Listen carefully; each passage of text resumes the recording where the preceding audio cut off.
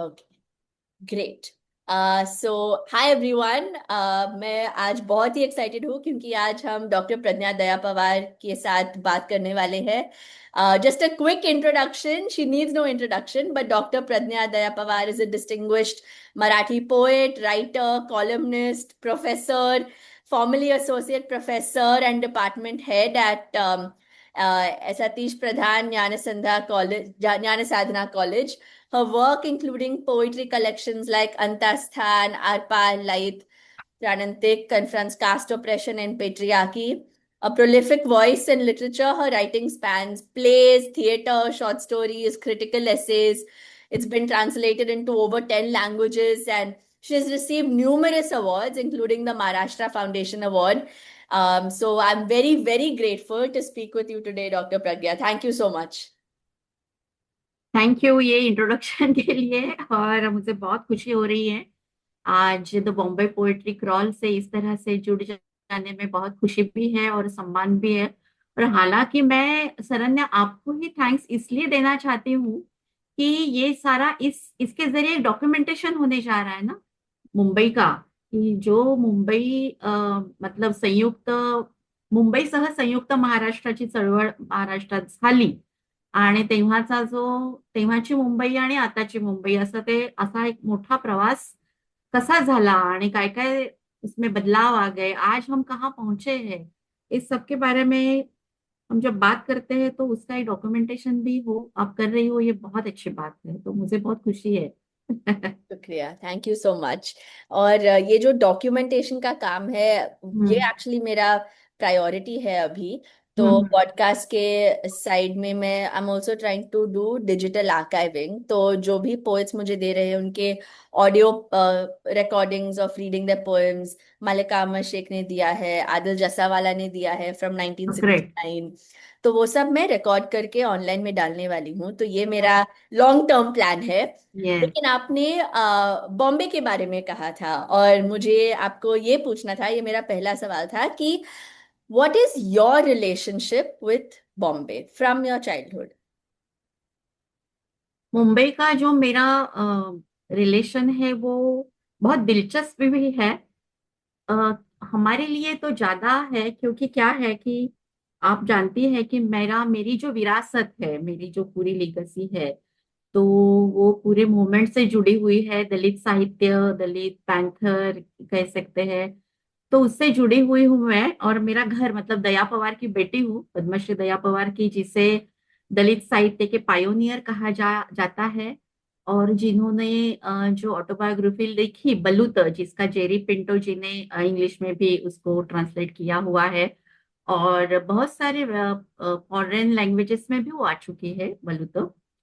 तो मैं मुंबई का और हमारे जो समूह है उसका जो रिलेशन है वो बहुत कॉम्प्लेक्सिटी भी है उसमें। हम्म। मतलब कैसा है कि डॉक्टर बाबा साहब अम्बेडकर ने क्या कहा था उस वक्त जब उनका एक मूवमेंट चल रहा था कि आ, हम सब जो है, हमारा जो भारत है, तो वो सारे गांव में रहते थे। हम्म। सबका रूट कहीं ना कहीं गांव में उनका रूट्स है।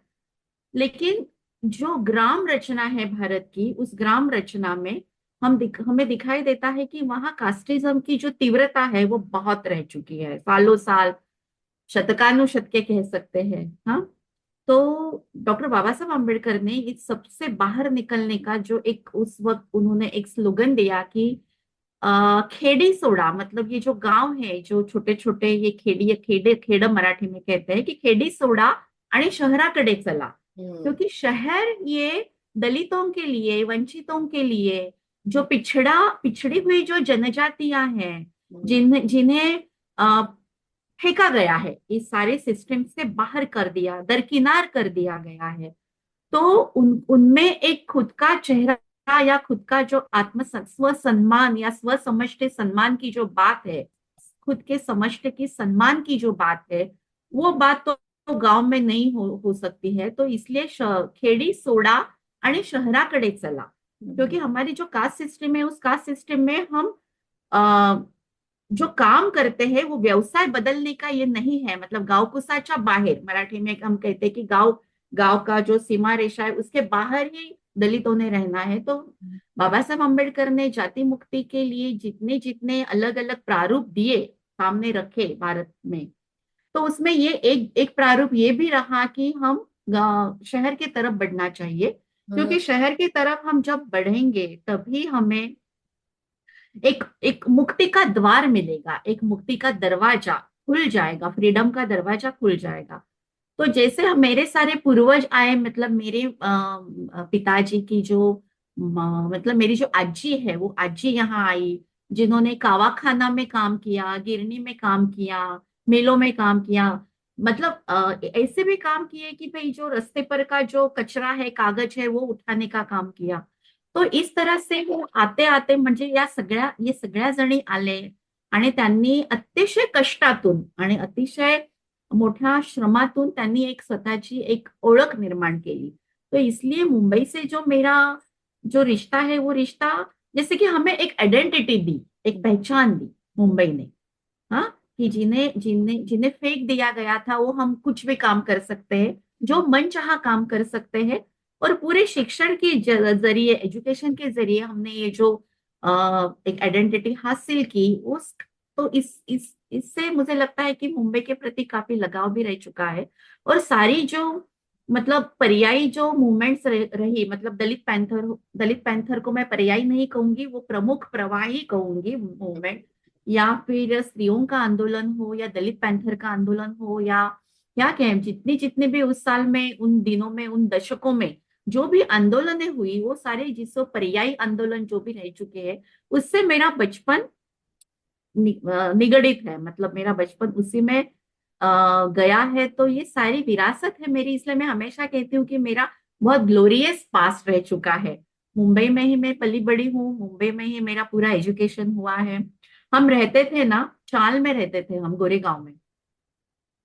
तो वो चाल मतलब कैसी थी सरन्या, कि बस ये जो वॉल्स होते हैं ना घर के, वो सारे पत्रे की वॉल होती थी, और उसका छत भी सीमेंट का पतरा रहता था।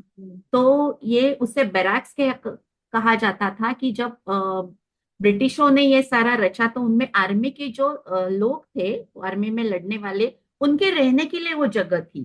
तो हाँ, तो ओशिवरा खाड़ी के बाजू में सिद्धार्थ नगर नाम की एक ये है थी उस वक्त। और उस सिद्धार्थ नगर में चौल नंबर 13 और रूम नंबर 100, मैं 13 शंबर, ये हमारा पता रहता था।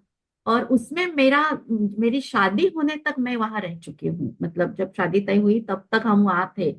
और उस कॉस्मोपॉलिटन भी एक सिरे से कह सकते हैं कि अलग अलग जाति के, अलग अलग धर्म के लोग भी वहां रहते थे। और बाजू में झोपड़पट्टी थी। और ये जो सारा, जो सार्वजनिक नळ, सार्वजनिक संडास, हाँ मतलब और वहां भी उस चाल के बारे में मैं जरूर कहूंगी, क्योंकि मुंबई का म्हणजे मुंबईची जी सगळी ओळख सांगितली जाते, त्या ओळखीमध्ये या सगळ्या चाळींचं सुद्धा महत्व खूप आहे। कारण मुंबईला शेप देण्यामागे, मुंबईला आकारात आणण्यामागे ह्या चाळीमध्ये राहणारे जे सगळे रहिवासी आहेत, की जे श्रमिक आहेत, जे कष्टकरी आहेत, या श्रमिकांनी आणि कष्टकऱ्यांनी जी मुंबई घडवलेली आहे, आणि ते सगळ्या वेगवेगळ्या गावांमधून आलेले, तर त्या मुंबईच्या ओळखीमध्ये, त्या मुंबईला घडवण्यामध्ये या सगळ्या लोकांचा, वंचितांचा वाटा खूप मोठा आहे। आणि माझ्या आजूबाजूला सगळे वेगवेगळ्या जाती धर्माचे जरी लोक राहत होते, खूप चांगलं आयुष्य होतं ते, खूप छान होतं। सगळेच काही श्रीमंत होते अशातला भाग नाही, म्हणजे ख्रिश्चन राहत होते बाजूला, तमिळ राहत होते, गुजराती राहत होते, सफाई म्हणजे ज्यांना काय म्हणूया, धोबीच काम करणारे लोक राहत होते। पण याच शहराने जातीचा एक वेगळा चेहरा पण दाखवला आम्हाला। हाँ, मतलब जब हम उस चाल में गए रहने के लिए, तो वहां हम हमारे आने के पहले ही हमारी पूरी क्या प्रसिद्धि हो चुकी थी कि अब यहाँ धेड़ के लोग रहने आने वाले हैं। तो धेड़ ये शब्द बहुत ही घिनौना शब्द है। मतलब हरिजन क्या ये है शब्द इसका? भी, हाँ, इसका मतलब क्या है मैम? भेड़ मतलब बहुत निचले जाति के, बहुत नीचे के जात वाले जो लोग हैं, उन्हें एक समय में भेड़ कहा जाता था।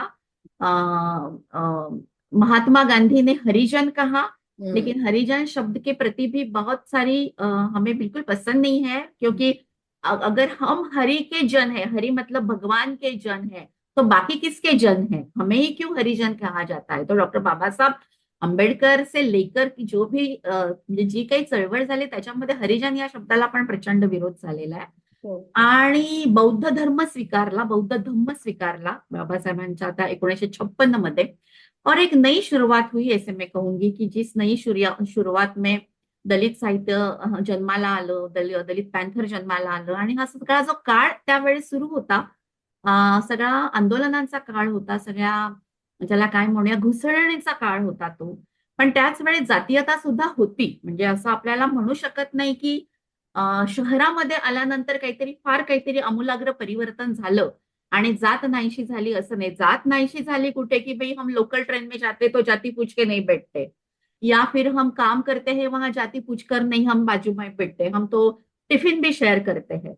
लेकिन मैट्रोमोनियल्स अगर आज भी देखा जाए तो वहां हम कौन सी जाति की हमें मुझे बहू चाहिए या कौन सी जाति का दामाद चाहिए, ये तो देखा ही जाता है. हम्म, भले मिल में काम करने वाले लोग एक साथ भी रहते होंगे, लेकिन फिर भी बाहर जाने के बाद वो उनका जो सारा वो अलग अलग अलग इसमें ही वो बढ़ जाते थे. हम्म, तो मतलब ये सारी मतलब लेफ्टिस्ट मूवमेंट भी हो चुकी है, दलितों के भी ये सारा जात के प्रश्नों पर भी मूवमेंट हो चुकी है, लेकिन फिर भी ये है हमारा भारत का जो ढांचा है, वो ढांचा ये रह चुका है.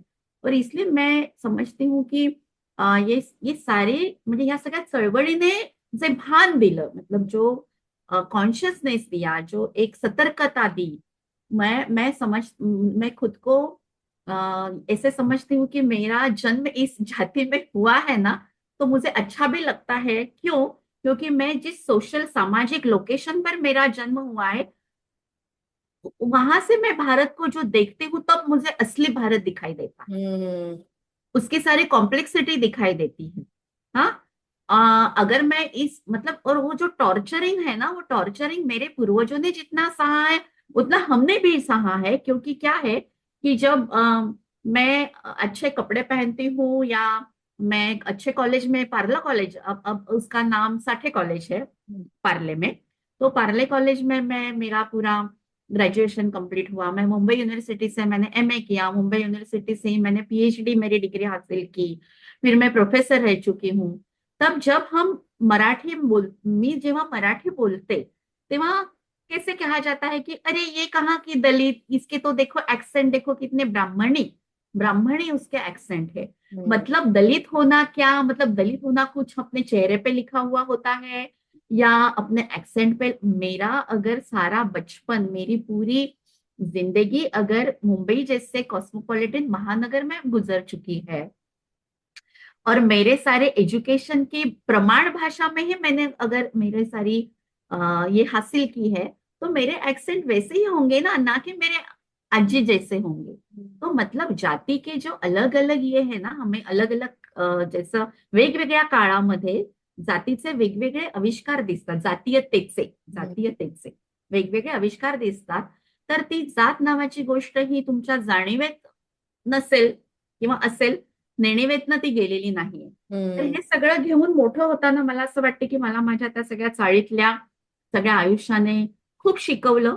मतलब आज मेरी कविता में जो जे काही स्त्रियांचं ज्या पद्धतीचं दुःख येतं, स्त्रियांच्या वाट्याला येणारे जो भोगवटा येतो, तर ते मी चाळीमध्ये पण बघितलेलं आहे. कारण बाजूला झोपडपट्टी होती आणि तिकडच्या बायकांना जे त्यांचे नवरे दारू पिऊन मारत होते, अगदी माझ्या घराच्या बाजूला सुद्धा मी बघितलंय की उनकी बीवियों को अगर पीटते भी थे और उसको शिक्षा मतलब उसको क्या, उसको सबक सिखाना है, तो रात भर बाहर खड़ा करते थे एक ही पाव पर. उसने एक ही पाव पर खड़ा रहना है. और ये मैं बात कब की कर रही हूँ, आज मैं 60 साल की हो चुकी हूँ. मतलब मैं कुछ 150-200 साल पहले की बात नहीं कर चुकी, रिसेंट ही कर है। रही हूँ. तो ये सारा जो टॉर्चरिंग है, मतलब स्त्रियों के प्रति होने वाला, लड़कियों के प्रति होने वाला, दलितों के प्रति, मुस्लिमों के प्रति, ये सारा उस समय से हम देखते आए हैं. हम्म, तो ये सारा मेरी कविता में या मेरे सारे अलग अलग जॉनर में मैंने जो लिखा है उसमें भी आना बहुत ही स्वाभाविक है. और मैं एक बात और भी कहूंगी कि जैसे की मेरे घर में चळवळीचंच घर होतं असं मी म्हणेन, कारण चळवळीचं केंद्रस्थान होतं असं मी हम्म, म्हणेन. हम्म, कारण माझ्या घरी इतके वेगवेगळ्या प्रकारचे दादांचे जे मित्र होते की जे नामदेव ढसाळ असतील, गवी पवार असतील, राजा ढाले असतील, अर्जुन डांगळे असतील, मैं कितनों जनों का अभी नाम लूं, अलग अलग जो मराठी साहित्याचे जे वेगवेगळे प्रवाह, हम्म, स्ट्रीम्स जो जिसे कहते हैं, मराठी साहित्य के जो अलग अलग स्ट्रीम्स जिसे कहा जाता है, वहां के होंगे, तो वो सारे लोग घर में आते थे। वो एक दूसरे के साथ चर्चा करते थे, बहस करते थे। और मैं तो ये कहूंगी कि वो लोग चिंतक भी थे, कवि भी थे, हम्म, एक्टिविस्ट भी थे। हम्म, और उन्होंने सैद्धांतिकीकरण भी किया, साहित्य का सैद्धांतिकीकरण भी किया, एक अलग एस्थेटिक भी रचा।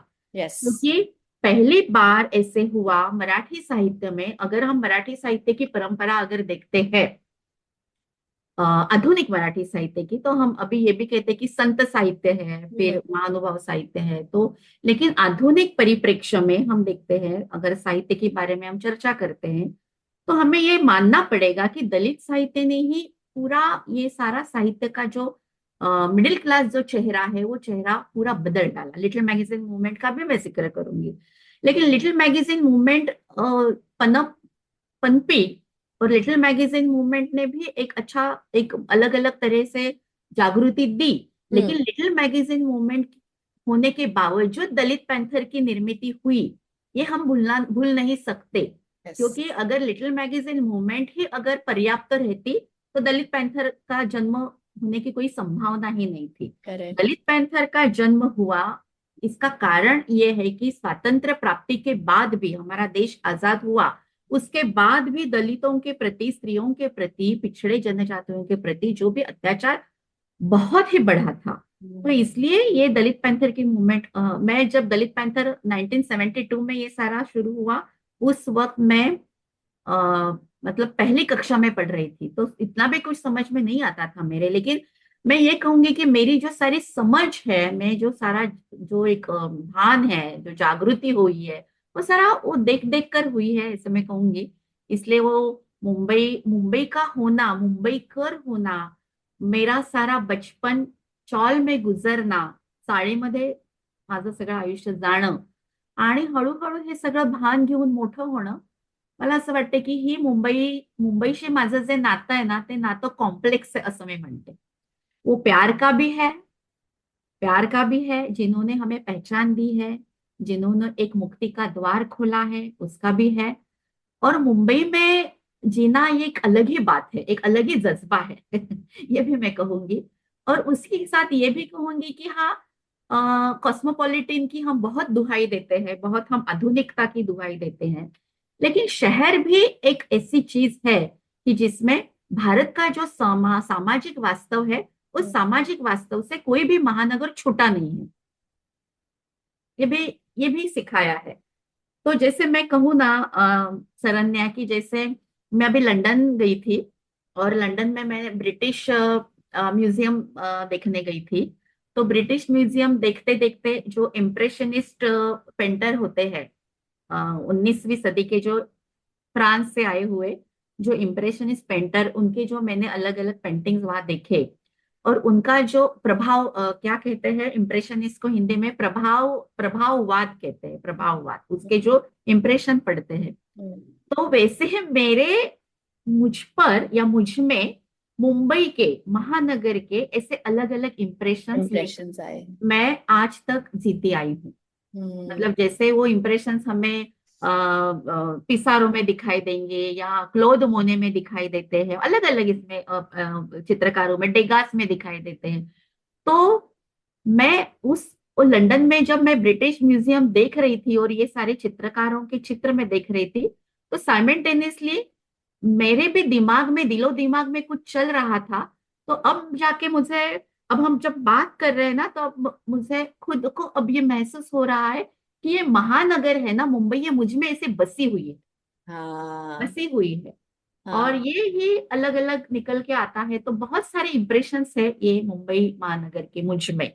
हाँ, करेक्ट। और ये जो आपने कहा है कि ये जो इम्प्रेशंस रिमेनिंग है आप में, महानगर के, ये मैं थोड़ा सा देखती हूँ आपके कविता में जिसका नाम भी है महानगर। तो हम्म। मुझको आपको ये पूछना था कि आपने आपके फादर के बारे में बोला था, और नामदेव ढसाल साहब और जेबी पवार, राजा ढले, अर्जुन डांगले। क्या ये सच है कि आपके घर में ये इंटेलेक्चुअल कॉन्वर्सेशंस होते थे, सब आते थे? और आपने कहा था कि you were in first standard जब हाँ। था शुरू हुआ था, तो what was your growing up like? और आपके इन्फ्लुएंसेस क्या थे? ऑब्वियसली रियल लाइफ में इतने सारे इंटेलेक्चुअल्स थे आपके पास, लेकिन आप क्या पढ़ते थे बचपन में और कैसे राइटिंग में आ गए? अब मेरा मेरा जो सारा बचपन इन्हीं लोगों में गुजरा है ना, तो हम्म। मुझे लगता था कि ऐसे राइटिंग वगैरह या कविता कोई अलग चीज होती ही नहीं है, जैसे हम समझते हैं हाँ। ना कि भाई कविता कोई खास बात है, या कवि होना कुछ खास बात है, या आर्टिस्ट होना कुछ अलग ही, अपना एक अलग ही वजूद है। तो ऐसे हुआ नहीं, क्योंकि क्या है, ये जो सारे राइटर्स है ये एक्टिविस्ट में रह चुके हैं। यस। हाँ, मतलब किसी आइवरी टॉवर में रहकर ये लिखते नहीं थे। जैसे मराठी साहित्य में मैं कहती हूँ कि कुछ मध्यम वर्गीय धारा मराठी साहित्य की रह चुकी है, कि जो लोग क्या करते थे, कि जिन्हें लगता है कि साहित्य ये कोई अलग ही चीज है, कि वो हाँ। कल्पना से उभरती है, हाँ। उसका अपने निजी जिंदगी से या उसका रियलिटी से या रियलिटी से कोई वास्ता नहीं है, ऐसे मानकर मराठी साहित्य की धारा चलती रही बहुत समय तक। तो उसे उसे काउंटर किसने किया? दलित साहित्यकों ने किया है। यस। तो इसलिए मेरे घर में, हमारे घर में जो ये सारे लोग आते थे, उनकी जो बारे बहुत सारी बहस होती थी, बहुत सारी किताबें घर में रहती थी, आती थी। मतलब हम तो बिल्कुल ही अमीर नहीं थे। मतलब मेरे पापा, मेरे जो दादा कहते कहते हैं हम सब उनको, तो मेरे दादा रेलवे में ऑडिटर थे, मेरी माँ एक प्राइवेट स्कूल में टीचर थी, और बहुत सारी जिम्मेदारियां भी मेरे पिताजी पर थी। उनके खुद के गांव की थी। मेरी माँ का जो मायका है उनका भी जिम्मेदारी मेरे पिता ने या माँ ने उठाते थे। गांव में से बहुत सारे लोग आते थे, घर में रहते थे। तो मेरे मुझे हमेशा सरन्या ऐसे लगा कि मेरे आई दादा का जो संसार है ना, संसार आप समझती हो उनका, संसार मतलब शादी करके जो संसार हो जाता है, तो मेरी आई दादा का संसार सिर्फ मेरे आई दादा का संसार नहीं था, उसमें ये सारा साहित्य का संसार था, पूरा लिटरेचर का संसार था, आंदोलन का संसार था। अभी भी मुझे याद है कि जो मैंने जिस बात का जिक्र किया ना, वो चौल का जो घर था, उसके घर के बाहर जो खुली जगह थी, और इतने तक ऐसे क्या गवत, गवत को क्या कहते हैं हिंदी में, घास घास हाँ। घास, वो घास इतने तक उग आई थी। तो एक दिन राजा ढाले, नामदेव ढसाल आए, और उन्होंने अभी मीटिंग लेनी है सबकी, तो जगह तो नहीं है, तो लिया और सारा सारा उन्होंने वो साफ किया, और वहां बेंच, कुछ कुछ स्टूल या कुर्सियां, पतरे की कुर्सियां लेके बैठ गए, और वहां वो सारा हो गया। मेरा हमेशा एक कान उनकी तरफ ही होता था। मैं बचपन से मैं थोड़ी इंट्रोवर्ट टाइप की थी, मतलब जो बच्चे खेलते खेल कूद करते हैं, तो मैं वैसे, मुझे वो धूम ज्यादा पसंद नहीं रहता था। मैं हमेशा घर में ही रहती थी, उनके बीचों बीच में ही रहती थी, सुनती थी क्या चल रहा है क्या नहीं। तो ये इससे मेरी एक समझ भी आती गई, और बहुत कुछ पढ़ती रही। मतलब हिंदी साहित्य मैंने बहुत पढ़ा उस समय, क्योंकि मेरे पिताजी हिंदी का जो एक समांतर हिंदी में एक जो समांतर धारा चली साहित्य में, कमलेश्वर जी रह चुके उसके प्रमुख, तो वो सारा साहित्य भी आता रहा, वो भी पढ़ती रही। बाकी के जो ट्रांसलेटेड, मतलब जो अनुवादित साहित्य हमारे घर में जो बहुत सारा रहता था, वो पढ़ती रही। मराठी तो पढ़ा ही पढ़ा, लेकिन जब मैंने पहली बार लिखा, तो वो कविता मैंने, जो पहली कविता लिखी, ताज्जुब होगा आपको सरन्या, कि उस वक्त मेरी जो उम्र थी वो महज 14-15 साल की मैं थी जब मैंने पहली रियली? कविता लिखी। और ओ। मैंने डरते डरते मेरे पिताजी को दिखाई। हाँ। उस कविता में भी क्या था, कि उस कविता में भी स्त्रियों स्त्रियों को कौन कौन सी समस्याओं का सामना करना पड़ता है। मैंने एक मेटाफोर लिया था, हम्म। एक पंछी का, कोकिळा, कोकिळा, की तुझ्या पोलादी चौकटीतली कोकिळा फडफडते जीवाच्या आकांताने, तिला खुणावणारा आम्रवृक्ष मोहरलाय चहूबाजूने, ती मात्र बंदिस्त तुझ्या सोनेरी पिंजऱ्यात। मतलब वो कैसी कैद है। तो मैंने वो दे दी कविता मेरे दादा को, और उन्होंने कहा, उन्होंने उसको पढ़ी और रख दी। तो उन्होंने कहा कि सारा दुनिया का बोझ अभी से तुम्हारे सर पर है क्यों? क्यों, मतलब उनको भी ना ताज्जुब हुआ होगा कि भाई ये इसकी उम्र क्या है अभी, उसके खेलने कूदने के या सपने देखने के, या किसी प्रेम कविता क्यों नहीं लिखी है इसने, ये सब क्यों लिखा है। उन्होंने ज्यादा कुछ कहा नहीं, लेकिन उसने ये कहा कि हाँ अच्छी, मतलब ठीक है, लेकिन कभी कभी आपके अपने तरीके से भी, मतलब उन्होंने क्या, सब उसका सब टेक्स्ट क्या था कि तुम्हारी खुद की भाषा होनी चाहिए, या तुम्हारा खुद के अनुभव होने चाहिए। तो मराठी में क्या कहते हैं कि एक मोठं झाड असतं, बड़ा वृक्ष होता है, उसके तले कोई दूसरा वृक्ष तैयार नहीं हो सकता, बढ़ नहीं सकता। मेरे मेरे बारे में ऐसे बिल्कुल नहीं हुआ, क्योंकि उससे लेकर आज तक मुझे लगता है कि उन्होंने जो भी एक सोच दी, उन्होंने मेरे कविता को जिस तरह से देखा, उन्होंने म्हणजे जास्त कधीच कौतुक केलं नाही, कधीही त्यांनी तारीफ की नहीं, हमेशा यही कहा कि बिल्कुल मेरा नाम नहीं लेना है, किसी को भी बताते हुए भेजते हुए बिल्कुल ये मेरा जिक्र नहीं करना है, और खुद खुद की कविता खुद के वजन पर ही आनी चाहिए। हाँ। तो ये सारा देख देख कर मैं सारे बहुत अच्छा बचपन गुजरा। और सरन्या, एक मैं दिलचस्प बात आपसे शेयर करना चाहूंगी, मेरे जो खेल होते थे ना, वो हाँ। खेल भी क्या होते थे, मेरी आई ने ऑटोबायोग्राफी लिखी है, उस ऑटोग्राफी में भी उसने मेरी आई ने मेरे खेलों के बारे में लिखा है कि प्रज्ञा कौन से खेल खेलती थी उस समय में, और कितना जहन में वो भर चुका था, वो सारा साहित्य, वो विद्रोही साहित्य, वो सारी जिसे हम कल्चरल इंटरवेंशन कहते हैं, वो हाँ। कल्चरल इंटरवेंशन उस समय में जो जोरों से शुरू था, वो कितना बैठ गया था कि मैं सारे मेरे चौल के जो चाल में आजू बाजू के जो बच्चे थे उनको इकट्ठा करती थी। वो भी मेरे जितने ही रहते थे, मतलब हाँ। 1-2 साल यहाँ वहां। और मैं उनको कहती थी हम अभी नया कुछ खेलते हैं।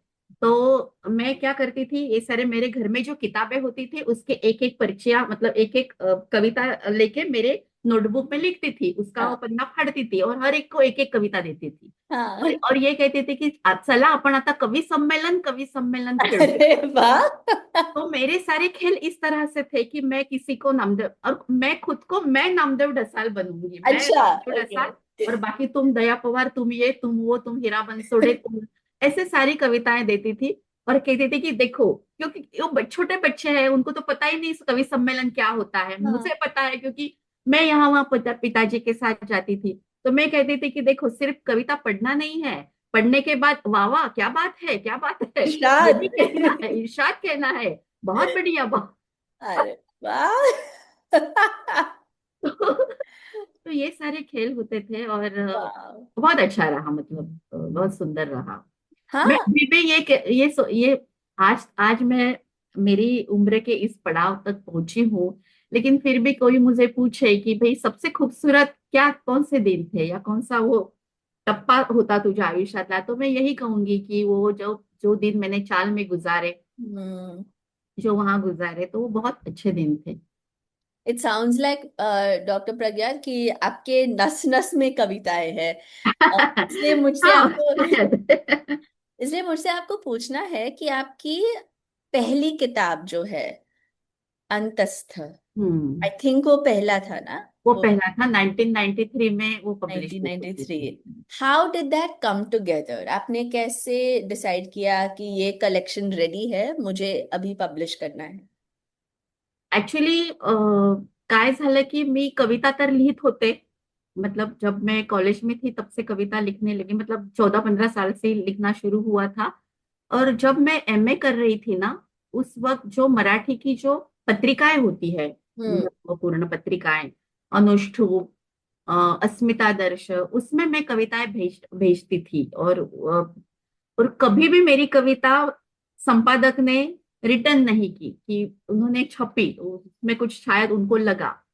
तर अशा सगळ्या कविता छापल्या जात होता। फिर मैं कॉलेज में ज्वाइन हुई बतौर प्रोफेसर ठाणे के। और क्या हुआ कि पुण्याचे एक, क्या उनका नाम, कुलकर्णी नाम है उनका, मान सम्मान प्रकाशन उनकी संस्था थी। हम्म। तो कहीं उन्होंने मेरी कविता पढ़ी, और उन्होंने मुझे कांटेक्ट किया कि भाई आपका कविता का जो जो सारे जितनी है उतनी भेज देना हम मुझे। तो मैंने कविता भेज दी। और एक और कवि थे, नरेंद्र बोडके उनका नाम है, वो अभी नहीं है, गुजर चुके हैं। तर उन्होंने क्या किया, वो जो प्रकाशक थे, उन्होंने वो सारा कविता का जो बाढ़ है वो उन्हें पढ़ने को दिया। तब मैंने ये बिल्कुल नहीं कहा था कि मैं किसकी बेटी हूँ, क्योंकि मेरी शादी हो चुकी थी और मैं प्रज्ञा लोखंडे। अच्छा। हाँ, मेरी पहले की जो किताबें हैं वो प्रज्ञा लोखंडे के नाम से ही पब्लिश हुई है। ओके। हम्म। तो मैंने प्रज्ञा लोखंडे के नाम जो ये है वो भेजा था। तो प्रज्ञा लोखंडे के नाम से तो किसी को पता ही नहीं चल सकता कि ये किसकी बेटी है, क्या बेटी है, क्या इसका ये है। तो मैंने भेजा और उन्होंने वो नरेंद्र बोड के जो दूसरे कवि है उनको दिया कि भाई पढ़ो, ये एक लड़की है, अच्छी लिखती है, मैंने उसे मांगा है, तो देखो मैं इसकी किताब पब्लिश करना चाहती हूँ, कविता संग्रह। तो उन्होंने पढ़ा और उन्होंने कहा ये बहुत अच्छा है, और उन्होंने उसका ब्लर्ब भी लिखा, उन हम्म। नरेंद्र बोडके ने। और फिर कहीं से पता नहीं मेरे पिताजी पूना में एक प्रोग्राम के लिए गए थे, और वहां उन्होंने कहा की दया तुम्हाला माहितीये का, अलीकडे नवीन नवीन कोण काय काय किती चांगलं लिहितंय, माझ्याकडे एक कविता संग्रहाचं मी बाळ आलेलं आहे, त्याचं नाव, त्या मुलीचं नाव प्रज्ञा लोखंडे आहे, आणि तिने ते लिहिलंय आणि मला तिचं ते पब्लिश करायचंय. तो वो दया हंसने पवार लगे। से कहे थे इसे? वाह। तो वो पब्लिशर मेरे दादा को कह रहे थे कि हाँ। भाई एक ये, आप जानते हैं क्या ये लड़की को, नई ये लड़की है, नहीं लिखती है। तो फिर उसने कहा, फिर दादा ने कहा कि भाई वो मेरी ही बेटी है। तो उसको इतना, मतलब उसको बहुत अच्छा लगा कि भाई ये इसने कभी भी जिक्र नहीं किया, और बहुत अच्छी कविता है। तो वो फिर क्या हुआ, दादा ने म्हणजे माझ्या वडिलांनी तसं सांगितलं की आता या अभी बुक पब्लिश करते हैं, कविता संग्रह प्रकाशित करूया। हालांकि मेरी इतनी मानसिक तैयारी नहीं थी उस वक्त, मुझे लगा कि नहीं, मतलब जो हिचकिचाहट थी मुझ में कि करूँ हम्म। या ना करूँ, करूँ या ना करूँ। लेकिन बहुत सारे लोगों ने किया, और पब्लिशर मिलते नहीं है, लेकिन मुझे मिले, और जो खुद इतनी इतनी शिद्दत से और इतनी आदर से वो मेरा बुक लाना चाहते थे। तो फिर 1993 में मेरी वो पहला कविता संग्रह जो है अंतस्थ, ये अंतस्थ शीर्षक भी मेरे दादा ने दिया हुआ है, तो इसलिए मुझे मुझे वो संग्रह मेरे लिए बहुत खास है।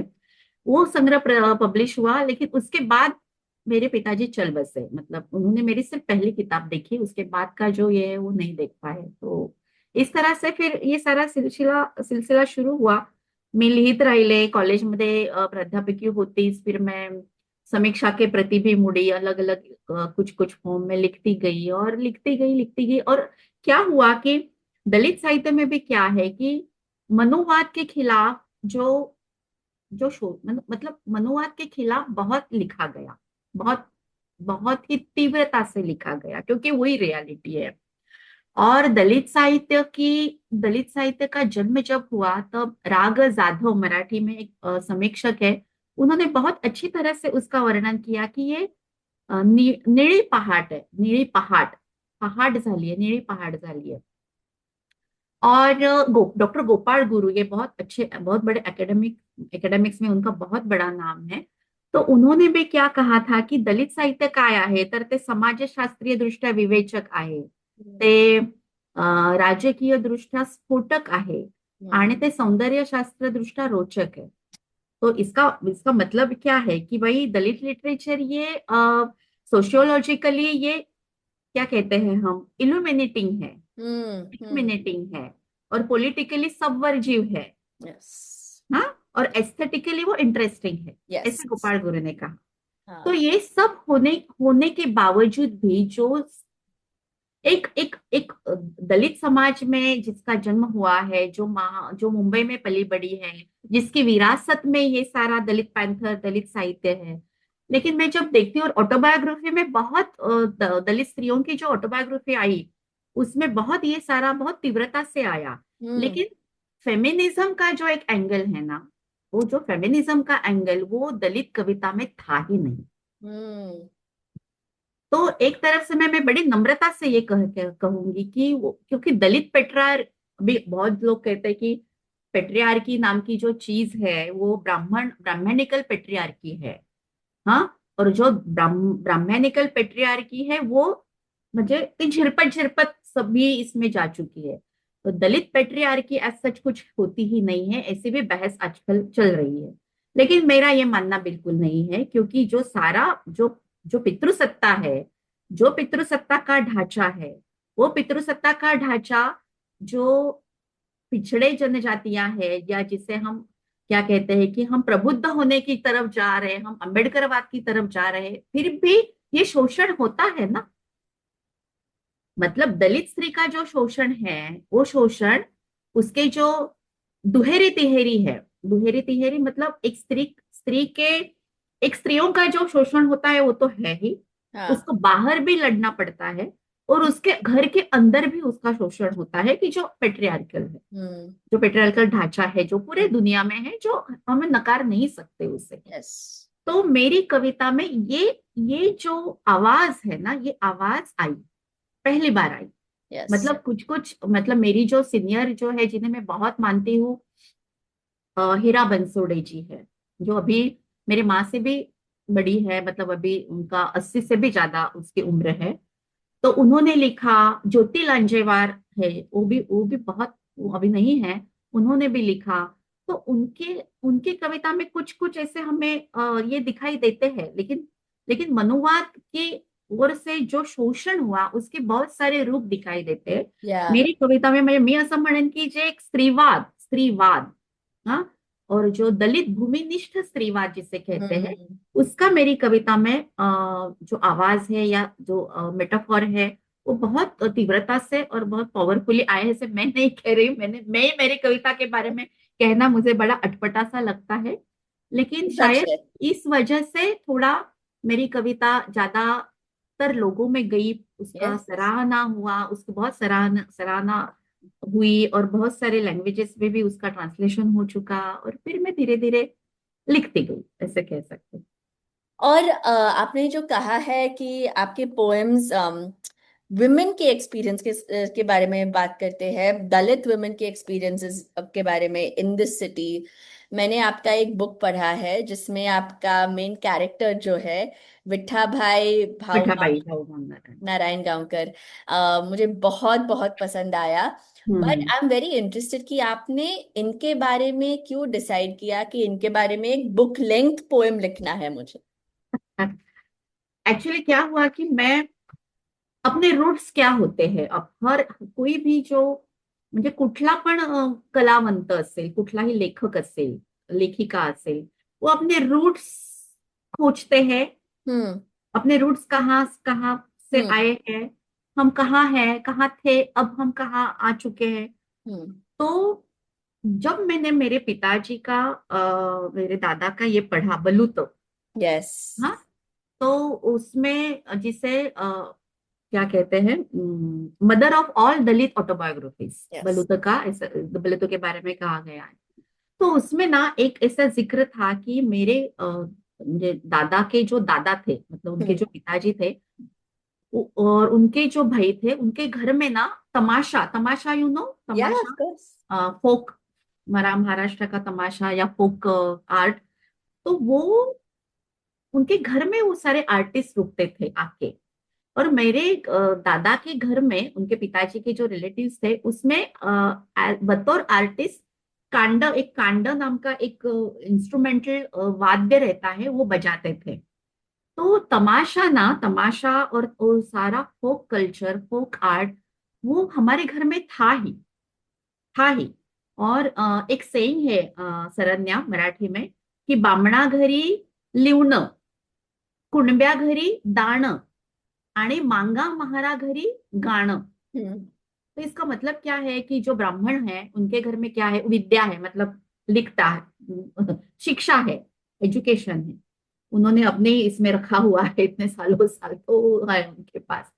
और जो कुणबी है, मतलब जो खेती करते हैं, उनके घर में क्या है, दाना, दाना मतलब गेहूं के दाने, ज्वार हम्म। के दाने, धान्य है। और जो निचले जाति को जो माना गया है, उनके घर में क्या है, गाणं, गीत, हम्म। संगीत, जो संगीत उनके रोम रोम में बसा हुआ है। और देखा जाए, अगर इसका आप अगर स्टडी करते हो या पढ़ते हो, तो आपको दिखाई देगा कि तमाशा में नाचने वाली, गाने वाले, हम्म। ये जो सारे आर्टिस्ट है वो ये हम्म। सारे आर्टिस्ट कौन से तबके से आते हैं? ये हम्म। सारे आर्टिस्ट आते हैं जो पिछड़ा जो हुआ, जो हम कहते हैं समूह, उससे आते हैं। मतलब जिसे एक समय में मांग, महार, कुल्हाटी, डोम्बारी, डोम्बारी भी नहीं लेकिन मांग, महार, कुल्हाटी जो हम्म। कहा गया, उस वर्ग, उस स्तर के, उस समूह के ही औरतें तमाशा में नाचती है, हम्म। और वो सारा समाज तमाशा में है। तो हम्म। मेरे दादा ने आत्मकथन में लिखा था कि मेरे घर में था ये सारा, फिर हम्म। भी मेरे पिताजी ने उसको नकारा। क्यों? क्योंकि इसमें मेरे ही घर के औरतों का शोषण है।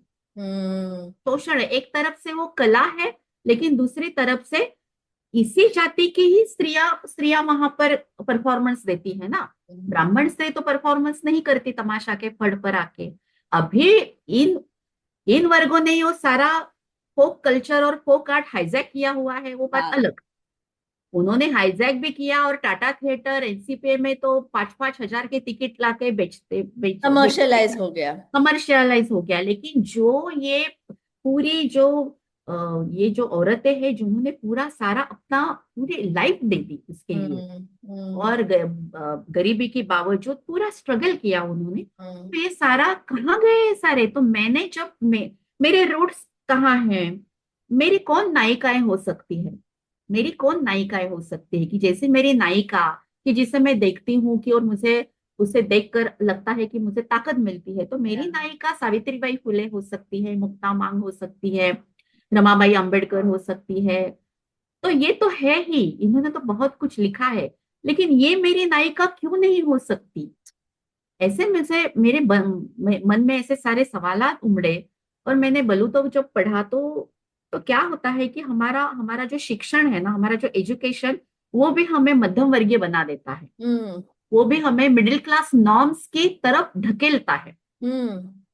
बोलूँ तो मैं ये, मेरे पिताजी ने ये लिखा है क्योंकि उन्हें ऐसे लगा कि भाई ये बहुत ही भद्दा है, हम्म। ये बहुत ही भद्दा है, क्योंकि यहाँ टॉर्चरिंग तो है, उसमें शोषण है, लेकिन ये चीजें अच्छी नहीं है। इसलिए हाँ। घर में ये फोक आर्ट होने के बावजूद मेरे पिताजी ने उसे नकारा। और जब आगे चलकर, मतलब ये जो दिलचस्प बात यह है कि जब मेरा भाई, छोटा भाई, ये उसमें कुछ भी मिला तो वो बजाता रहता था, कुछ भी हाँ। उसके हाँ। सामने कुछ भी आया वो बजाता रहता था।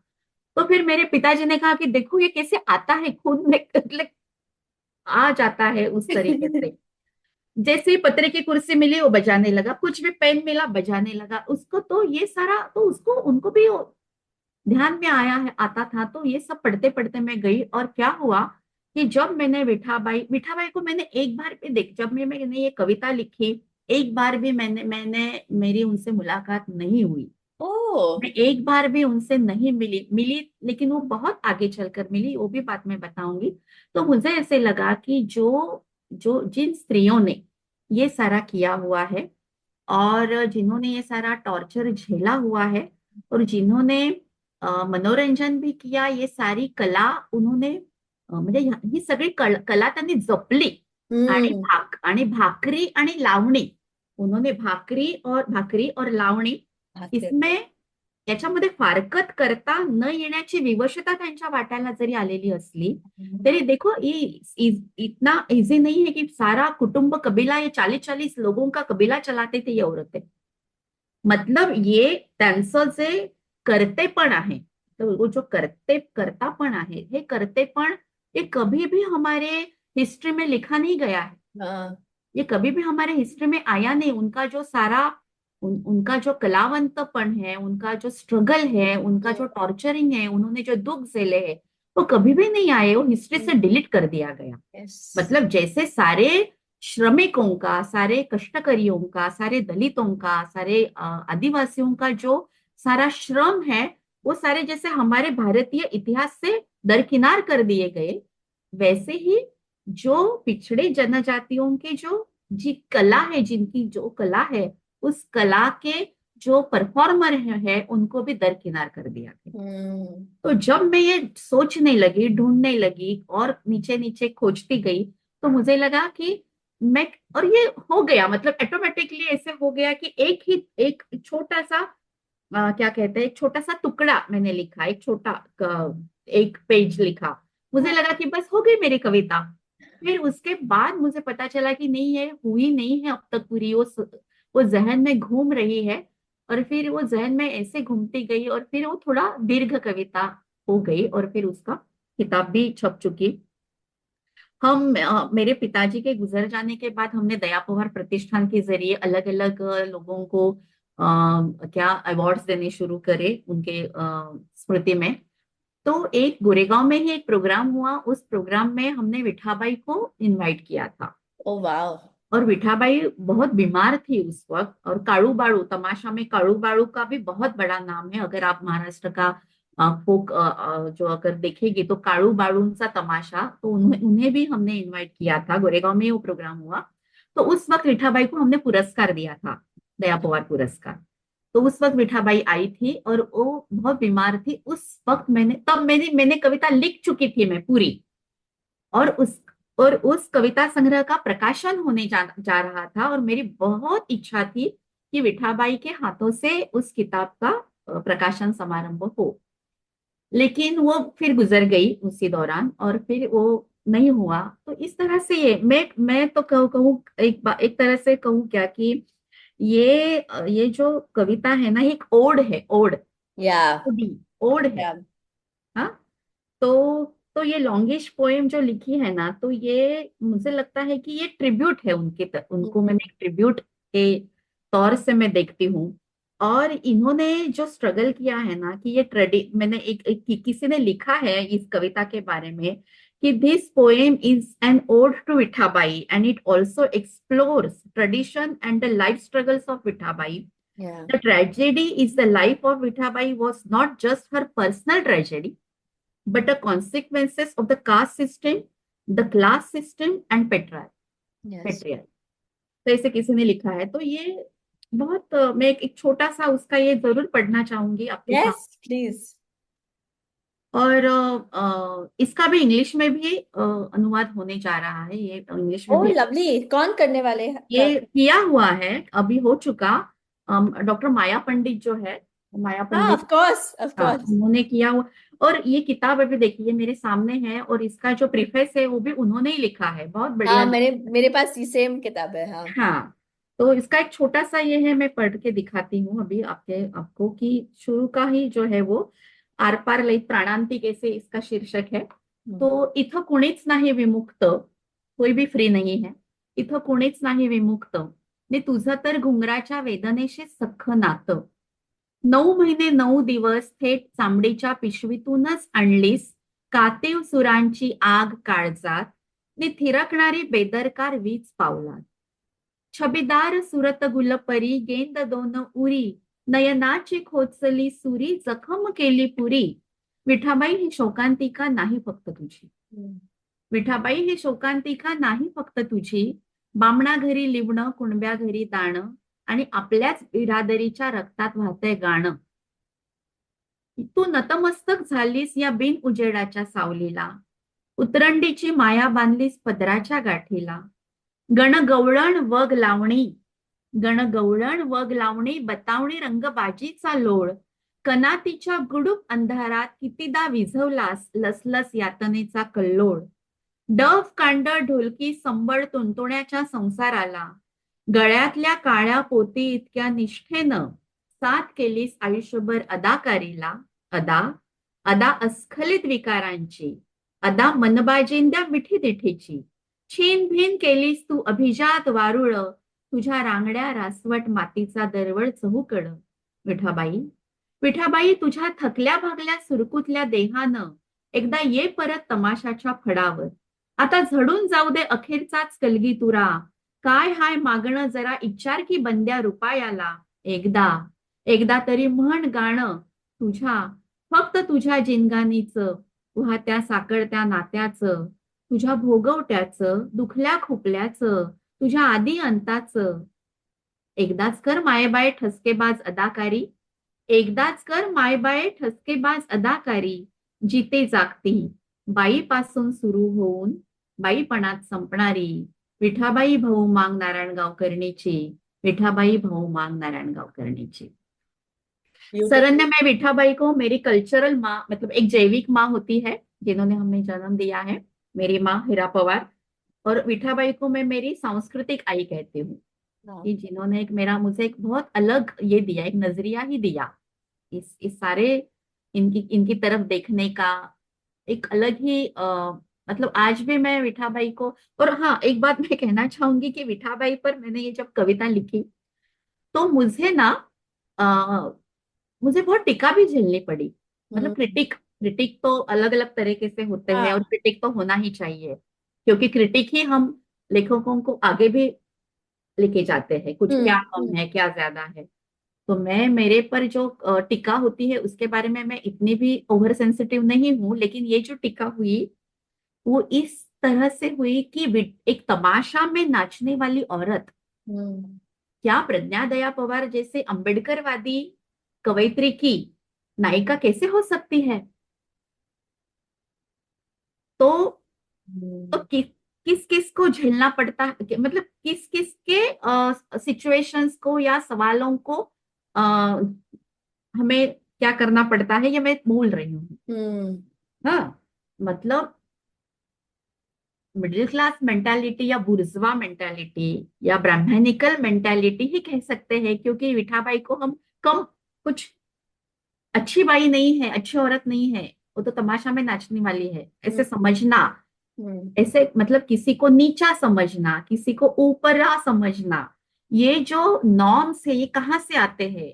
या। ये पूरा जो हमारा सिस्टम है, जो ब्राह्मणिकल सिस्टम है, जो ब्राह्मणिकल नाम से नॉर्म्स है, मतलब ये जो उत्तरंड कहते हैं, वह ऊपर हम्म। कुछ और नीचे उससे ही ये सारा, मतलब पूरा हमारा जो ये सिस्टम है ना अंदर का, वो पूरा खराब कर दिया गया है। और बिल्कुल। इसलिए ये भी झेलना पड़ा कि भाई प्रज्ञा किस तरह से फिर अम्बेडकराइट हुई। उसके कविता में तो ये विठाबाई कैसे आती है, ये तो अम्बेडकरवादी हो ही नहीं सकती, ये अम्बेडकरवाद से द्रोह है। तो और एक कविता मैं आपको जरूर मैं आपको सामने रखूंगी कि प्लीज। क्या, ये तो मैंने बहुत शुरू में लिखा है, शुरू शुरू में लिखा है, अभी की नहीं है। कविता का शीर्षक है वेश्या। विश्व का रहस्य समझने के बाद भी वह जी रही है। विश्व का रहस्य समझने के बाद भी वह जी रही है, और तमाम पुरुष जाति का भी। हम्म। यह कौन सी ग्रंथि है उसमें सतत बहने वाली, कि वह समझ सकती है करुणा की सार्वजनिक परिभाषा को। हम्म। उसकी फैली हुई जांघों की पुरातन जीवंत टीस का उत्तर देना चाहता है हर एक घोषणा पत्र। उसकी फैली हुई जांघों की पुरातन जीवंत टीस का उत्तर देना चाहता है हर एक घोषणा पत्र। फिर भी वह रहती है वहीं पर अटल। मनुष्य ही समझती है शरीर में घुसने वाले और हाँ। शरीर के बाहर निकलने वाले तमाम बेशर्म शरीरों को। उसमें होता है अस्खलित प्रियदर्शित्व। उसमें होता है अस्खलित ये प्रियदर्शित्व। दर्शन। भले ही प्रत्यक्ष में बना हो सुराख, वह फर्क कर सकती है बंदूक रोटी और कविता में। क्या बात है। वह फर्क कर सकती है बंदूक रोटी और और कविता में। कविता नहीं। स्पर्श के करोड़ों तरीके ज्ञात औरत, म्हणजे हम्म। जिसे ज्ञात है ये वैशा को। स्पर्श के करोड़ों तरीके ज्ञात औरत सिर्फ औरत नहीं रहती सदा सर्वकाल। हम्म। उदात्त हास्य, उदात्त हास्य जब तैरता है उसके स्वच्छ गहरी आंखों में, हम्म। से लगता है पूरी तीव्रता से विश्व की प्रत्येक औरत की आंखें हो वेश्या की तरह विश्व का रहस्य समझी हुई, हो वेश्या की तरह विश्व का रहस्य समझी हुई। क्या बात है मैम। तो अभी क्या है कि हम्म। वेश्याओं को, मतलब अभी सेक्स वर्कर कहते हैं, और अभी उसके बारे में भी अलग तरीके से चर्चा हो रही है कि हमें सेक्स वर्कर का दर्जा दिया जाए। तो वो तो के खुद खुद खुद होकर तो कोई नहीं कहता कि भाई मुझे इसमें करियर करना है, हमें ढकेल दिया जाता है, पूरा जो कैपिटलिस्ट जो हमारी सारी सिस्टम है वो ढकेल दिया जाता है। लेकिन तो ये सारी स्त्रियां कब आएगी? गोलपीठा मतलब नामदेव डसाळ को मैं क्यों इतना मतलब बहुत मानती हूँ, मेरे लिए वो फ्रेंड फिलोसोफर और गाइड रह चुके हैं।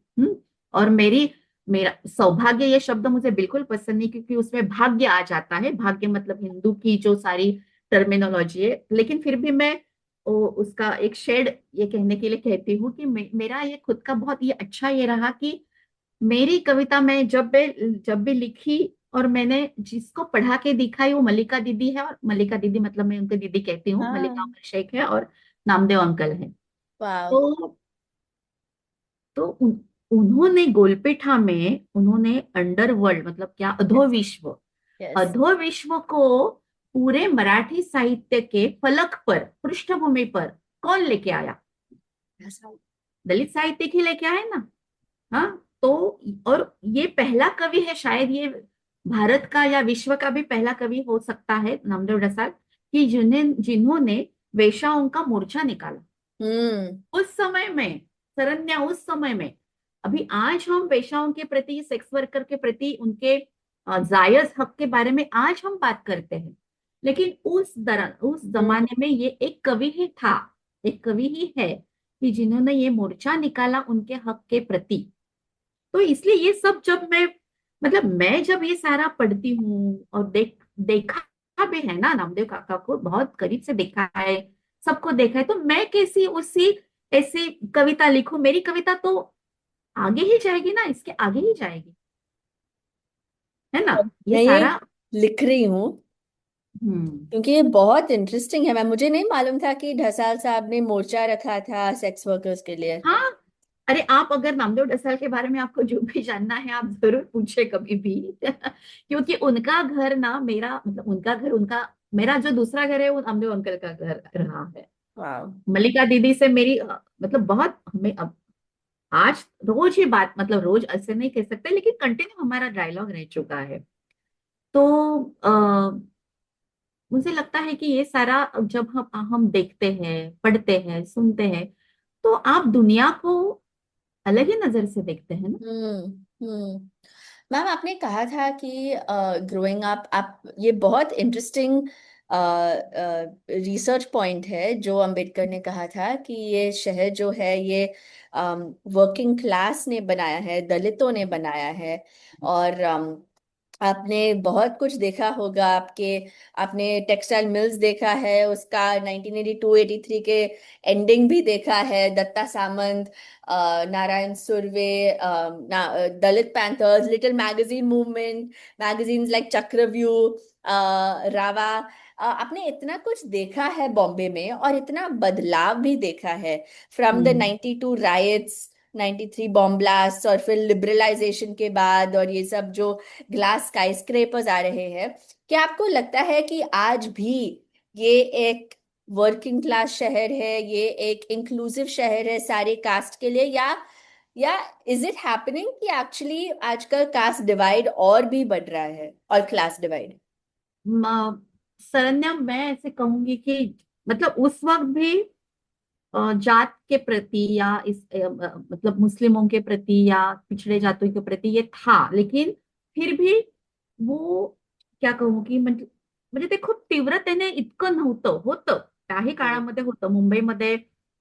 वरळी वरळी दंगल जी झाली त्या काळामध्ये, ती हाँ। वरळी दंगल खूप हाँ। गाजलेली आहे, किंवा रमाबाई नगर हत्याकांड झालं, अजूनही त्यांना न्याय मिळालेला नाही। आता अशा घटना त्या काळामध्ये पण घडत होत्या, पण आज ज्या पद्धतीने केलं जातंय की ध्रुवीकरण, क्या कहते हैं, पोलराइजेशन, हम्म। इस तरह से ये पोलराइजेशन हो रहा है ना, ये बहुत डरावना है, बहुत ही डरावना है। हम्म। मतलब ये देखो क्या दिलचस्प बात, ये इंटरेस्टिंग बात ये है कि एक समय में शिवसेना, जो जो एक समय की, उस समय की शिवसेना जो थी कि जिन्होंने खड़म खट्टा, मतलब राज ठाकरे ने खड़म खट्टा किया, ये सारे लोग नहीं आने चाहिए, बाहर के लोग नहीं आने चाहिए, ये ऐसी सारी बातें की।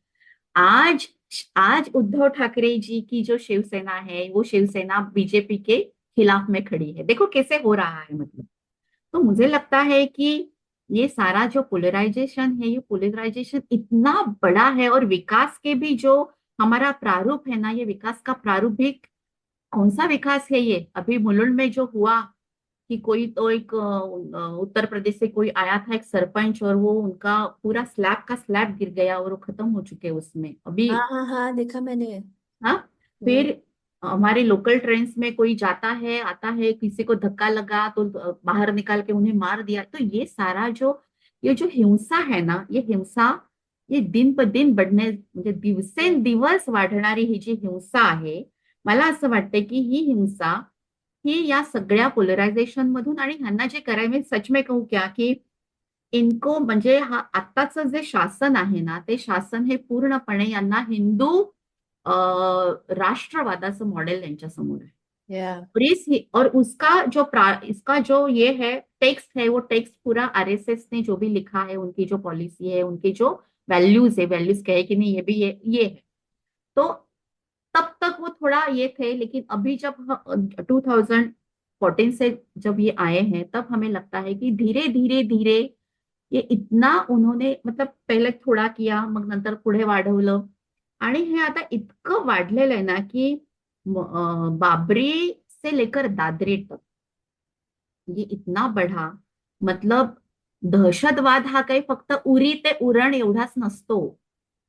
जो कल्चरल टेररिज्म है, हम्म। और ये जो कल्चरल टेररिज्म इतना है कि कौन क्या खाता है, क्या पहनता है, कहाँ जाता है, कहाँ आता है, क्या हम्म। मतलब हम अगर हम कुछ बोलते हैं, मतलब अभी आपको पता भी है कि नसीरुद्दीन शाह सर का जो ये प्रोग्राम था, वो भी उन्होंने ये होने नहीं दिया। तो आनंद तेल तुमड़े जी का काला घोड़ा फेस्टिवल वही। में था, वो भी होने नहीं दिया। हालांकि उन पर अभी जो भी म्हणजे त्यांचे जे आरोप आहेत ते अजून सिद्ध पण झालेले नाही। हम्म। हाँ। तो असहमति के आवाज जो भी है, वो असहमति के आवाज को पूरा दबाना और उन्हें राष्ट्रद्रोह कहना, ये सारी जो चीजें हो रही है, ये बहुत मतलब डरावनी भी है और बहुत खतरनाक है। मतलब हम जो म्हणजे जे जो भारत ये मुंबई मैंने नहीं देखी थी, हम्म।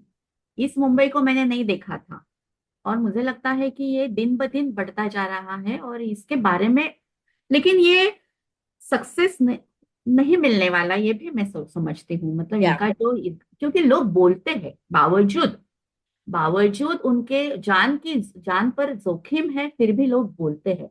या। मतलब आपको शायद याद आया होगा कि अनंत मूर्ति जो बहुत बड़े राइटर हैं, हम्म।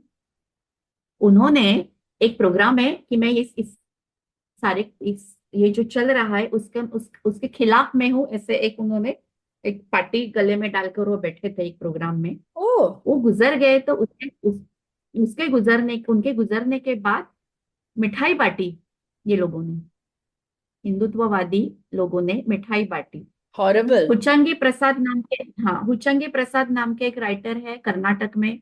उनको कहा गया कि अगर आप लिखोगे, इसके खिलाफ लिखोगे, जातिवाद के प्रति लिखोगे, तो आपकी सारी उंगलियां हम काट देंगे। तो इसे कितने नयनतारा सहगल जी को अखिल भारतीय मराठी साहित्य सम्मेलन में इनवाइट किया गया। फिर वो इनविटेशन पीछे लिया गया और उनको बुलाया ही नहीं। तो ये सारी चीजें जब होती रही, तो मैं बहुत स्वस्थ रही उस वक्त।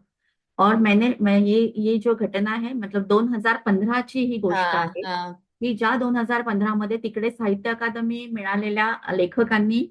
त्यांचे पुरस्कार परत केले। म्हणजे ये जो इनटॉलरन्स, असहिष्णुता जो इतनी बढ़ती गई।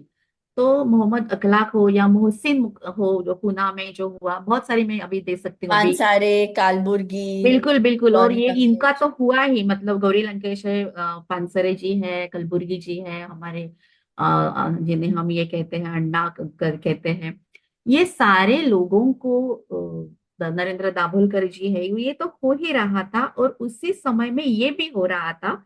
तो इसका एक हम क्या करते हैं कि मी एक लेखिका आहे, मी एक कवयित्री, मी काय करू शकते, माझ्याकडे जे जे आहे की भाई माझ्याकडे शब्द आहेत, माझ्याकडे भाषा आहे, त्याच्या आधारे आणि मला जे एक कवयित्री म्हणून जो सम्मान मिळालेला है, लेकिन मुझे वो सम्मान अभी सम्मान नहीं लगता है। हम्म।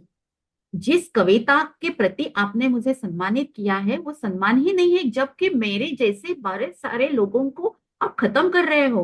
हम्म। आप गाय को मतलब आपको तो मालूम है कितना हुआ, गुजरात में क्या हुआ कि हाँ। जी मतलब झूठे भी ये लगे, और आप गाय का मांस लेके जा रहे हो, गाड़ी में गाय का मांस लेके जा रहे हो, उसको सारे दलित युवकों को मार दिया गया।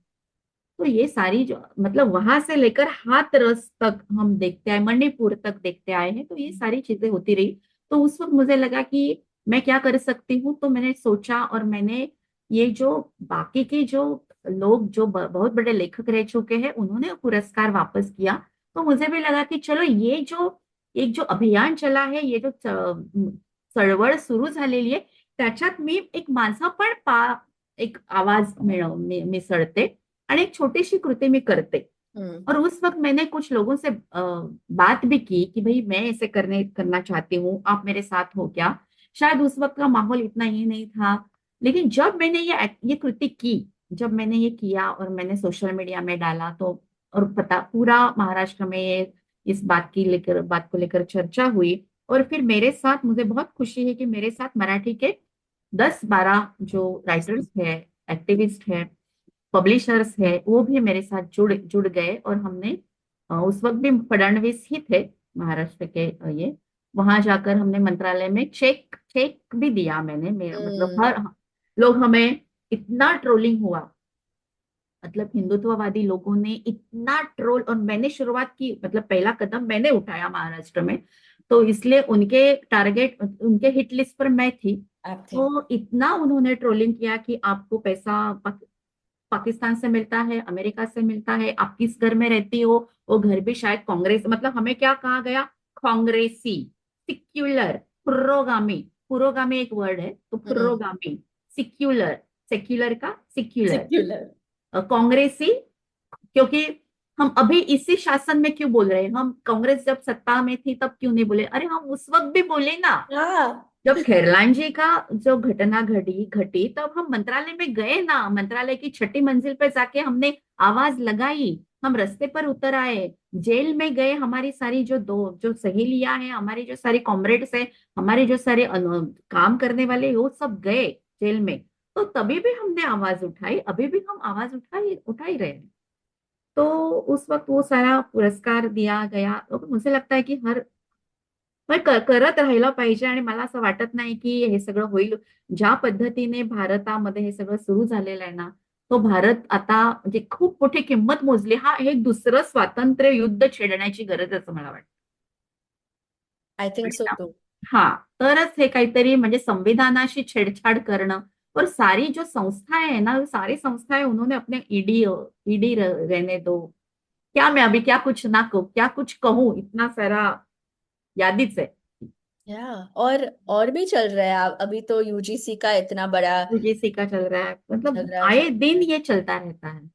या तो, तो ये सब में डॉक्टर, ये मेरा आखिरी सवाल है एक्चुअली हम्म आपके लिए। हम्म आप ये सब बाहर की इतना इतनी इतना नॉइज है, इतना आवाज चल रहा है बाहर, फिर भी आप ये सब को लेके आपके राइटिंग सोशल इश्यूज के बारे में भी है, पॉलिटिकल भी है, लेकिन बहुत पर्सनल है। आप जो इंटीमेट फीलिंग्स के बारे में भी लिखते हो वो भी काफी स्ट्रांग है। तो मुझे ये पूछना था कि आपके राइटिंग में आज कोई बदलाव आया है, और आप अभी what are you working on, आज आप क्या कर रहे हो, किस पे काम कर रहे हो? देखिए मैं अभी भी लिखती हूँ, लिखने का काम ही है, वो लिखने के सिवा तो रह नहीं सकता। म्हणजे आता पण मी लिहिते, माझे काही प्रोजेक्ट्स आता येऊ घातलेले, ते आजच्या घडीला त्याच्याविषयी बोलणं जरा खूप घाई होईल, पण चालू आहे। आणि आता मी एक जरूर सांगेन की युनोने 1975 मध्ये आंतरराष्ट्रीय महिला वर्ष घोषित केलं, आणि महाराष्ट्रातल्या स्त्री चळवळीला 50 वर्ष पूर्ण झाली, सुवर्ण महोत्सवी वर्ष आहे। तर त्या निमित्ताने महाराष्ट्र हे संपूर्ण देशातलं पहिलं राज्य आहे की ज्यांनी त्या निमित्ताने एक महाराष्ट्र स्त्री मुक्ति परिषद, ये प्लेटफॉर्म पर सारे महाराष्ट्र के जो स्त्री मुक्ति आंदोलन में काम करने वाले जो ऑटोनॉमस जो संस्थाएं हैं, संघटना है, वो इकट्ठा आई। हम्म। और एक वर्ष झालं, एक वर्षापासून वेगवेगळी कामं केली वेगवेगळ्या कार्यकर्त्यांनी।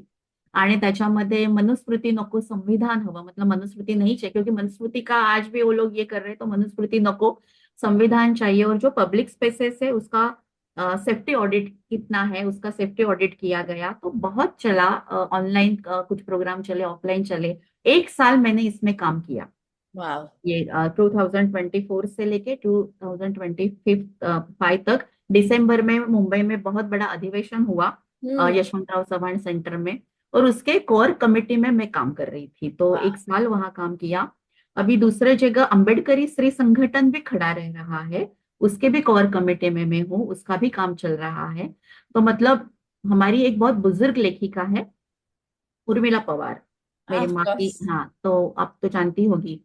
तो उन्होंने और मीनाक्षी मुन ने मिलकर आम्ही ही इतिहास घडवला, ये हमने भी हिस्ट्री इतिहास रचा है। हाँ। हालांकि हमारा नाम नहीं है, लेकिन हमने भी इतिहास रचा है। इस उनकी एक किताब है। तो वहां से लेकर अभी यहाँ तक हम आ गए, तो मला असं वाटतं की आंबेडकरी स्त्री संघटन मध्ये सुद्धा हे अशा पद्धतीचा आम्ही आता काय होतंय, आता आम्ही काय करतो आहोत, इसका भी डॉक्यूमेंटेशन होना चाहिए, उसका भी काम आगे जाना चाहिए। जो नई नई लड़की आ रही है, नया लिख रही है, बहुत बहुत उम्दा लिख रही है, उसका भी हमें अलग अलग जाके प्रमोशन करना चाहिए। तो वो भी उसमें मैं उसमें भी मैं काम कर रही हूँ। तो मुझे सरन्या ऐसे लगता है कि मैं सिर्फ एक लिखने वाली एक ऐसी नहीं हूँ। मैं रास्ते पर आने वाली, लड़ने वाली, मैं तो वहां भी गई थी, दिल्ली में भी गई थी, गाजीपुर और सिंघू हम्म। बॉर्डर में भी मैं गई थी। ओ वाह। हाँ, तब तो मैं नौकरी कर रही थी, और मुझे सब लोग कहते थे कि आप तो नौकरी करती हो, मतलब प्रोफेसर हो, और फिर भी ये सब कर रही हो, आपको नौकरी से निकाला दिया जाएगा। क्योंकि ऐसे हुआ है खैरलांजी हाँ। आंदोलन में, जो भी हम थे, हमारी सारी कुछ प्रोफेसर थे, उन्हें बहुत तकलीफ झेलनी पड़ी। लेकिन मैं मेरे नौकरी में रहने के बावजूद मैं ये सब करती गई। मैं दिल्ली में भी गई, वहां भी मैंने स्पीच दिया। यस। उसमें मैं गई, 4 दिन मैं वहां थी, मेरा बेटा भी मेरे साथ था। तो ये सारा मैं कर, क्योंकि मुझे लगता है कि ये हमारा काम है। यस। उनके आवाज में हमने आवाज मिलानी चाहिए, और इससे मैं उनके लिए नहीं करती हूँ, मैं खुद के लिए करती हूँ। मुझे हमेशा एक सवाल ऐसे पूछा जाता है कि क्या आप हमेशा यही लिखती हो, मतलब आनंदात, मतलब खुशी के गीत क्यों नहीं है आपके, खुशी के वर्ड्स क्यों नहीं है। तो मैंने कहा कि भाई, मैं खुश तभी हो सकती हूँ जब मेरा माहौल खुश हो, या। मेरे माहौल में खुशनुमा एहसास हो, या। मेरे माहौल में या मैं जहां जी रही हूँ उसमें सारे समतल प्रतल में रहे हो, तब मुझे खुशी होगी। ना कि मैं, भाई मेरा ये कपड़े अच्छे है, मेरे यहाँ घर है, इससे मुझे नहीं खुशी मिलेगी। तो मेरे मेरे सारे कविता में अभी ट्रांसलेट, मैंने अभी मेरी जो किताब पिछले 2024 में पब्लिश हुई, आप जरूर पढ़ना सरन्या, हिल्लोळ हरवून आत बाहेरचा, उसमें मैंने ट्रांसजेंडर पर कविता लिखी है। समतल प्रतल, बहुत मतलब ये भी कैसे आता है कि मैं 3 हाथ नाका में रहती हूँ, हम्म। ठाणे में, 3 हाथ नाका में। तो वहां ये सोचो, मैं देखती हूँ, कभी कभी आप कहते हो ना कि बहुत निजी है, तो ये उस उसका और मेरा जो ये हुआ, मैं बात नहीं की, लेकिन जो इतने सालों से देखती आई हूँ, वो मेरी कविता में आ गया। और ये कविता भी अभी बहुत टाइम हो गया, वो भी लंबी कविता है। तो ये सारा करती जा रही हूँ, और मुझे लगता है कि मतलब सिर्फ स्लोगन देना मेरी कविता नहीं है, मेरी यस। कविता स्लोगन से परे है। यस। क्योंकि मेरी कविता और मेरा सारा, भले वो शॉर्ट स्टोरीज हो, धादांत खैरलांजी जैसा मेरा ड्रामा हो, नाटक हो, या मेरी कॉलम राइटिंग्स भी हो, या मेरी कविताएं हो, या उसमें सारे मेरे लेखन में मैं समझती हूँ कि कॉम्प्लेक्सिटी में पकड़ना चाहती हूँ। और हम्म। तभी ये, क्योंकि नहीं तो क्या है कि हम एक ही अम्बेडकरवादी है, अरे अम्बेडकरवाद तुम कौन कहते हो मुझे कि अम्बेडकरवाद क्या है। हम्म। अम्बेडकरवाद एक बहुत बड़ा तत्वज्ञान है, बहुत विस्तृत है। तो कोई क्यों कहता है कि ये अम्बेडकरवाद है, इसमें मतलब क्या हुआ, स्त्रियों पर भी सेंसरशिप लादी गई ना, कि अम्बेडकरवादी अगर हो तो तुमने क्या लिखना चाहिए, क्या लिखना नहीं चाहिए, क्योंकि ये हमारी स्त्रियां हैं, तो हमारी स्त्रियों हम्म। ने ऐसे ही लिखना चाहिए। तो मैंने तो बिल्कुल बेबाक होकर लिखा है, मतलब निजी मेरे अनुभवों के बारे में भी लिखा है, और सारे समाज के बारे में भी लिखा है। लेकिन मैं एक और कहना चाहूंगी, निजी अनुभव कभी निजी होते नहीं है, हम्म। उसमें ये सारा आ जाता है, और एक प्रतिमित वास्तव होता है ना, मतलब घटना घटी, और एक एक न्यूज आया, एक बात, एक न्यूज़पेपर के में जैसे कल क्या क्या हुआ वो आज छपा, ऐसे नहीं होता राइटिंग। या। राइटिंग बहुत अलग चीज है। करेक्ट। तो ऐसे कोशिश है, कोशिश जारी है। Correct. But I really want to say thank you doctor, because my first book, मेरा पहला किताब अभी आया है जनवरी में। और मैं हम्म। एक्चुअली पहले में थोड़ी डरी हुई थी, क्योंकि मेरे किताब में मैंने पॉलिटिक्स के बारे में, it's a book of poems, तो मेरे हम्म। कविताएं में पॉलिटिक्स भी है, इस गवर्नमेंट के हम्म। बारे में मैंने लिखा है, मैंने हम्म। सेक्सुअलिटी के बारे में लिखा है, फीमेल हम्म। एक्सपीरियंस। तो मैं हम्म। काफी डरी हुई थी, लेकिन मैंने हम्म। सोचा था कि अगर डॉक्टर प्रज्ञा दया पवार ने लिखा है, अगर सलमा ने लिखा है, अगर बिल्कुल कमला दास ने लिखा है, अगर नीरजा मल्लिका अमर शेख ने लिखा है, तो मैं क्यों नहीं लिख सकती। बिल्कुल बिल्कुल तो बिल्कुल। आप लोगों की वजह से ही, ये जो फीमेल राइटर्स है इंडिया में, आपके वजह से ही मुझे करेज मिलती है। तो thank you very much for that. Thank you, मुझे बहुत खुशी हुई आपसे बात करते हुए। Thank you.